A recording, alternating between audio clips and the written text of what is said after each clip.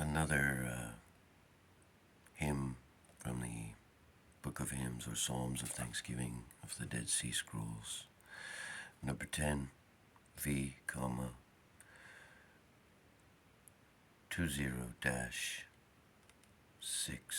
VI, 35.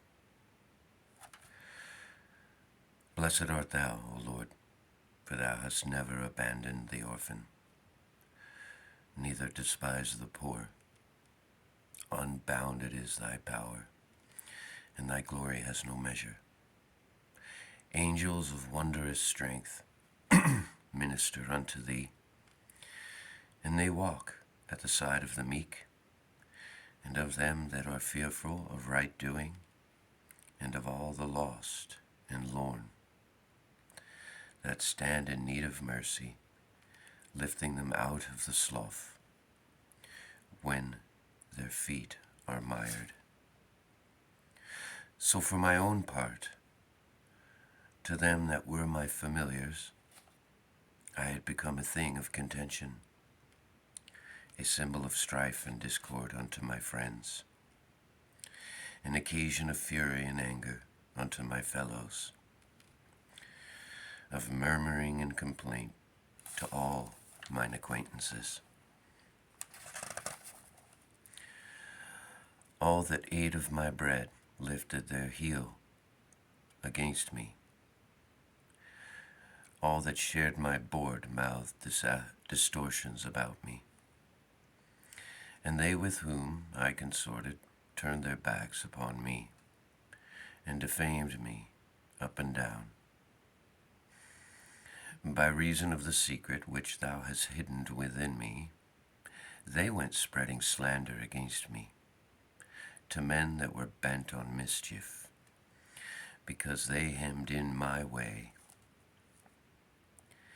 and because of their infamy.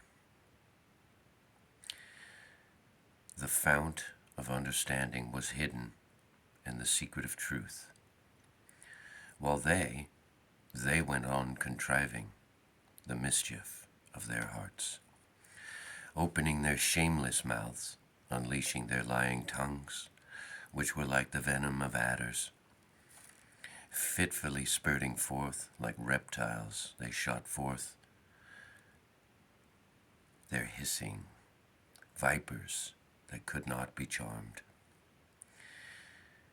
It was a constant pain, a fretting wound in the body of thy servant, causing his spirit to droop, wearing down his strength until he could not withstand.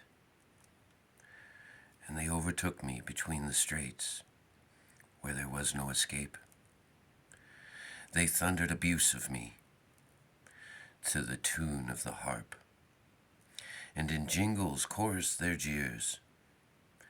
Confusion and panic beset me, horrendous anguish and pain. Like to the throes of travail, my heart was distraught within me. Boy, isn't that the truth? I clothed me in the mourning garb, mourning, my tongue cleaved to the roof of my mouth. In their hearts they reviled me, and openly vented their spleen. The light of my face turned to darkness, and my radiance to gloom.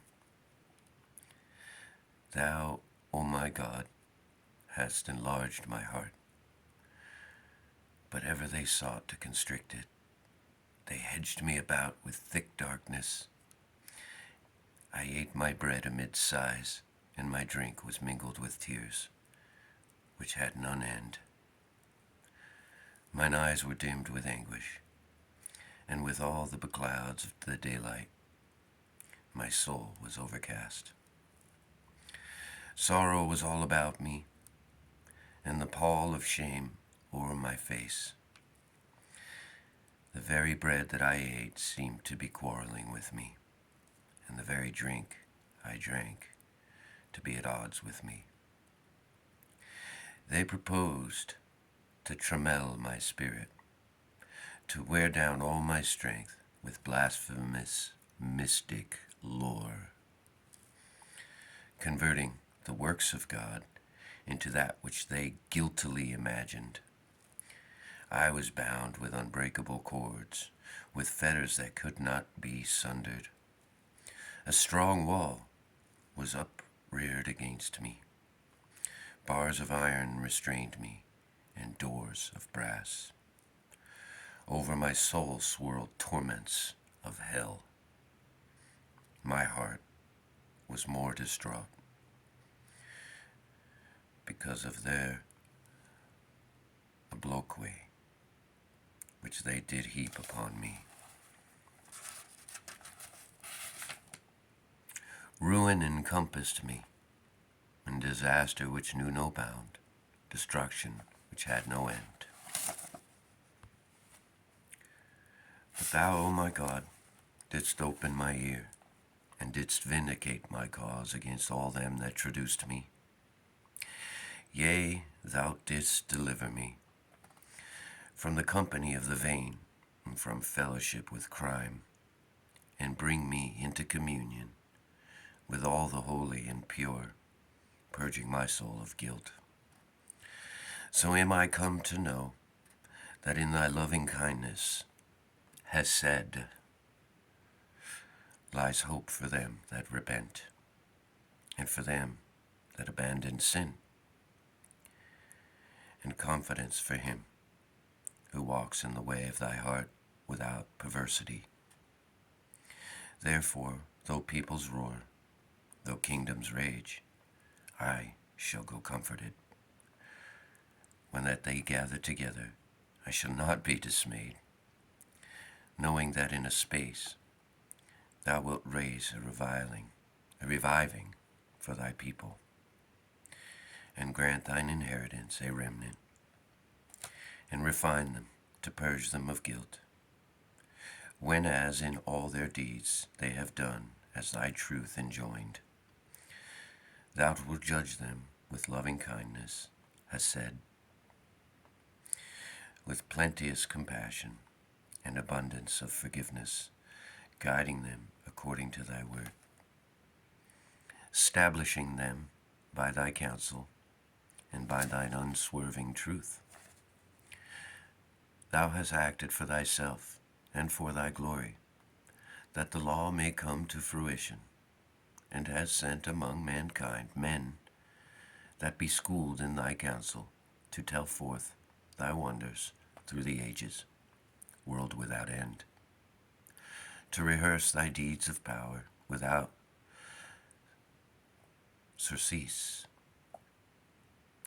and all nations may know thy truth. All these men hast thou brought into communion with thee, and hast given them common estate with the angels of thy presence.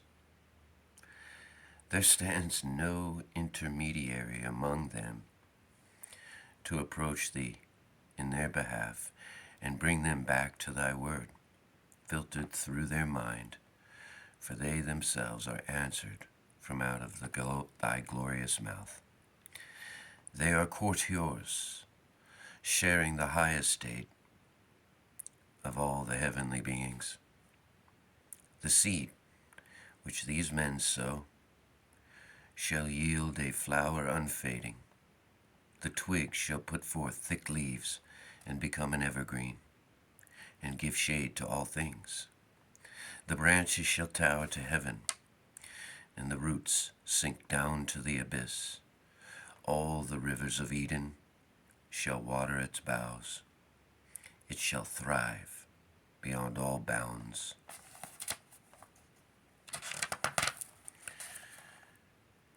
Burgeon beyond all measure. But the plant of Belial shall fade, that it be no more, and its roots shall sink down into hell. The fountain of light shall well forth a perpetual spring, unfailing. But in its fiery sparks all infamous men shall be burned, and it shall be as a flame devouring the guilty until they be destroyed. They who were my familiars, who shared the same fortune as I, were all of them seduced by garblers of truth, that they no longer wished to do right. Thou hadst given them commandments, O God, that they might have profit of their lives by walking thy holy way, whereon the uncircumcised and unclean and profane may not pass. But they wavered from the way of thy heart, and ensnared themselves in their lusts. Mischief counseled their hearts, and through their wicked devisings they tainted themselves with guilt. Wherefore on their account I was as a sailor in a ship, when the seas do froth and foam, all the breakers thereof kept pounding against me, and the whirlwind blew about me, and there was no moment of calm wherein to catch my breath, neither could I steer a course upon the waters, and the deeps echoed my groaning, and I came near to the gates of death. But now I am as one that had entered a stronghold, taken refuge behind a high wall, until deliverance come. For I have stayed myself on thy truth, O my God, knowing full well that thou foundest thy structure on a rock, that its rafters are truly poised, and its stones well laid. That of tested stone are its walls, and unbreakably strong its bars, that all who repair unto it shall never be moved. For there shall no stranger invade it. Its doors are a sheet of protection, which none may force, and its bars are strong bars which cannot be broken. No armed band can storm it, and neither all the war hosts of wickedness together, for should they so essay, the sword of God will be swift to wreak a final judgment.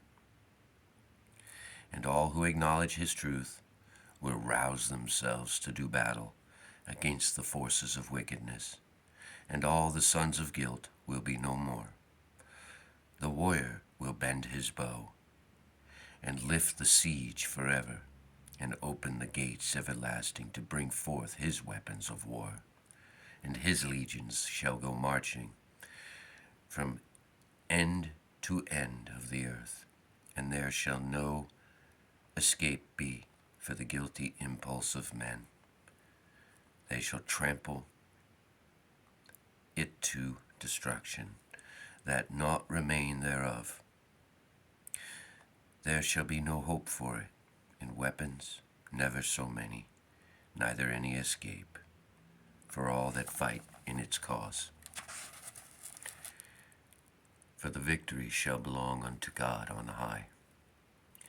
And though they that lie in the dust will have raised their flag, and though this worm which is man will have lifted up his banner to do battle against the truth, yet shall they be cut off when battle is joined with the presumptuous. And he that sought to bring the scourge of a flood of overflowing will never reach that stronghold.